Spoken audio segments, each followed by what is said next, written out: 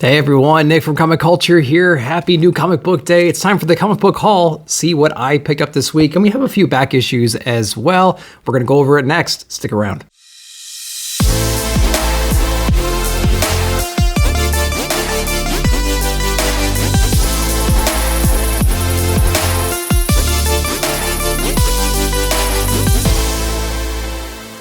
Welcome back. Happy new comic book day again, and happy holidays to everybody. Hopefully you get to spend some time with your family. Hopefully get some cool stuff, give some cool stuff, and celebrate with the people you care about. So it's time for the comic book haul. Let's see what I pick up this week, all in preparation for Nick at Night, my weekly non-spoiler comic book review show.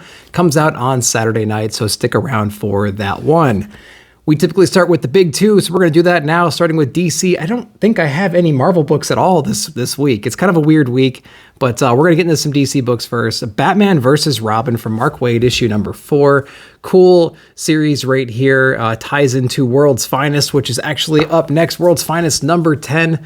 Interesting book as well. This one is a good place to start if you want to get into this little universe that he's creating, because Batman vs. Robin kind of comes from a villain from this book. So if I were you, I would read the first arc or two of World's Finest, jump into Batman vs. Robin, and then you can kind of read them together going forward.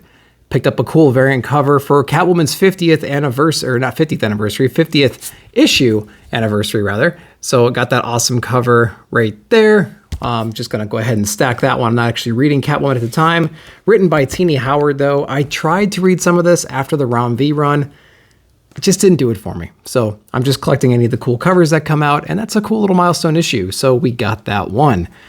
DC, we have Dark Crisis on Infinite Earths, number 7 of 7. I love that cover. We have like Nightwing just exploding in the middle there. That not quite negative space, but just really cool cover. Loving this one. Interested to see how this kind of ends right here and where the whole DC landscape goes. That's kind of the question in the DCU and in comics right now. So hopefully we'll get some answers after reading number 7. Jumping over into some indie books, we have Traveling to Mars from Ablaze Comics, issue number 2, with that Marvel Silver Surfer homage cover. Pretty cool. Liking this one. Pretty compelling first issue. Interested to see where it goes from there. Love this book. If you haven't checked out issue number 1, check it out. And highly recommend that one. Going over to Boom Studios, number 27 of Something is Killing the Children by James Tynion IV. I'm going to say it now. I think this run should have ended at 16. It's just kind of trailing along at this point. It's never an awful read after that, after like issue 16. It's just not as cool as it was in the first, dozen or so issues. Still an interesting book. Some of the spinoffs, or one of the spinoffs that happened so far, did not do it for me at all. We have a new one coming up. So hopefully they can kind of pick things up from there, expand this universe a little bit more, because there's a lot of cool things you can do in this universe. It's just like a really slow burn, I think, at this point. I'm not entirely sure what else we're going to learn from this particular character. So, still reading Something's Killing the Children, and I don't know. What do you guys think about that? But going over into Sumerian, we have book number 3 of Sarah Lone. Very awesome number 1. I have number 2 on the backlog right now. I got number 3 here. It's kind of this like shorter profile book, but it's actually about, 1.5 times the length of a regular comic.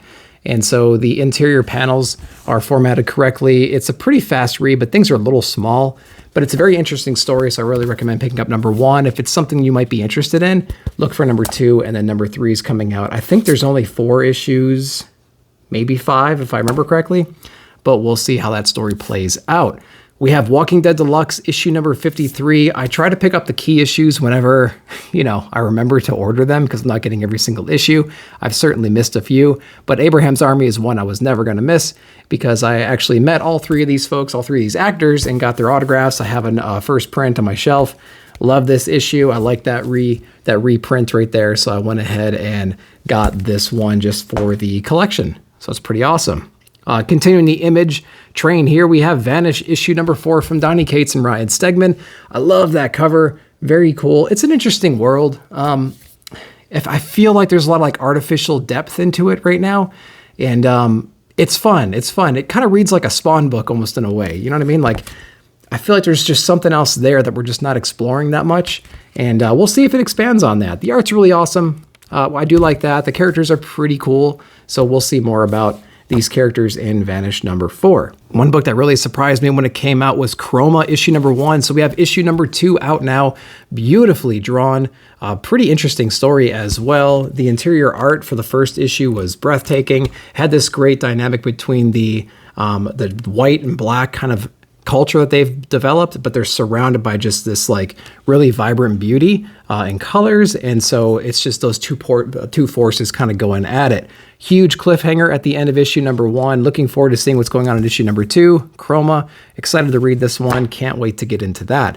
And probably if I had to guess of what a pick of the week would be, it would probably be this next book right here. We have Junkyard Joe issue number 3. From Mad Ghost. This is from Image Comics. We have Gary Frank on here, Jeff Johns.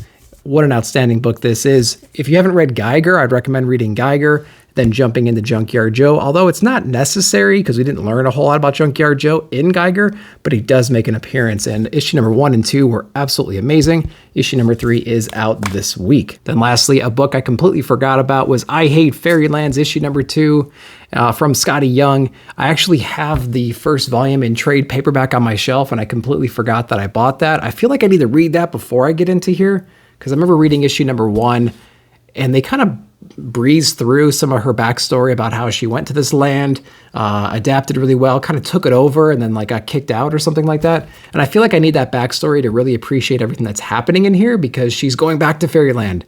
And I'm like, oh, well, what's that impact mean? Like emotionally, and you know, does she have any enemies there still? Does she have any friends there still? Like, what was the whole story? So I feel like I need to read volume 1. If you read volume 1 and you're in this volume as well, do you agree? Do you think I should stop right now and go back to volume 1, read that first before I keep going with this? Let me know down below in the comments. But yeah, that's everything I picked up this week. Let me know what your picks were and what you're looking forward to reading the most. And if I missed anything, let me know down below. I'm always willing to take some suggestions, so put them in the comments as well. But as always, we appreciate you watching the video. Like, subscribe, share, hit that bell notification to be alerted of future videos. I will see you down below in the comments.